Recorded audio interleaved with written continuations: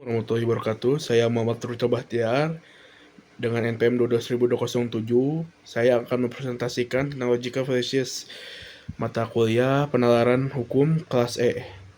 Sebelum dari itu, saya berterima kasih kepada dosen pengampu saya yaitu Bu Hesti Septianita, SHMH. Langsung saja ke pembahasannya. Yang pertama, apa itu logical fallacy atau kesesatan berpikir? Logical fallacy adalah kesalahan dalam penalaran yang membuat argumen tidak valid atau menyesatkan. Meskipun argumen tersebut mungkin terdengar meyakinkan, kesalahan ini terjadi karena pelanggaran kaidah logika atau tidak adanya hubungan logis antara premis dan kesimpulan. Yang kedua, ada beberapa contoh logical fallacies beserta penjelasannya. Yang pertama ada argumentum ad hominem, yaitu menyerang pribadi lawan argumen atau bukan argumennya. Yang kedua ada false dilemma, yaitu menyajikan pilihan seolah hanya ada dua opsi ekstrim, padahal ada alternatif lain. Yang ketiga ada circular reasoning atau argumen yang berputar-putar tanpa bukti baru. Yang keempat ada post hoc ergo propter hoc, yaitu menganggap sebuah sebab akibat hanya karena kejadian berurutan. Yang kelima ada argumentum ad ignorantiam, yaitu menganggap benar karena tidak terbukti salah atau sebaliknya. Selanjutnya ada apakah semua logical fallacies dianggap sesat dalam penalaran hukum? Tidak semua logical fallacies dalam logika formal dianggap sesat dalam penalaran hukum. Penalaran hukum memiliki sifat khusus karena juga berpegang pada norma hukum positif. Oleh karena itu, ada beberapa sesat pikir yang justru dianggap sah dan diperbolehkan dalam penalaran hukum.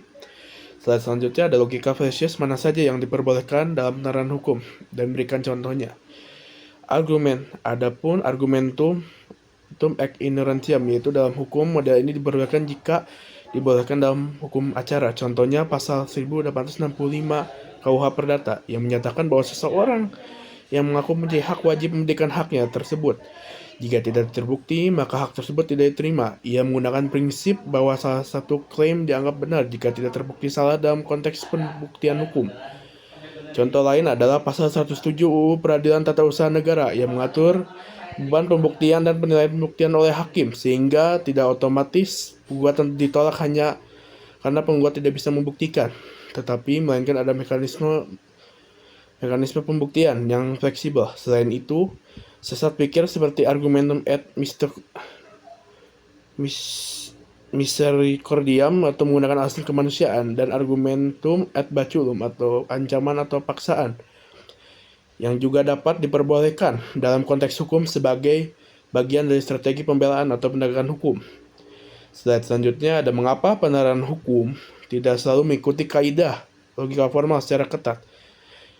Penalaran hukum tidak selalu mengikuti kaidah logika formal secara ketat karena sebagai logika, penalaran hukum juga dapat memperhatikan norma hukum positif dan konteks sosial. Hal ini menyebabkan beberapa logical fallacies yang secara logika dianggap sesat tetap diperbolehkan dalam hukum karena berfungsi dalam proses pembuktian dan argumentasi yang sesuai dengan aturan hukum yang berlaku. Kesimpulannya ialah logical fallacies adalah kesalahan dalam berpikir yang membuat argumen tidak valid.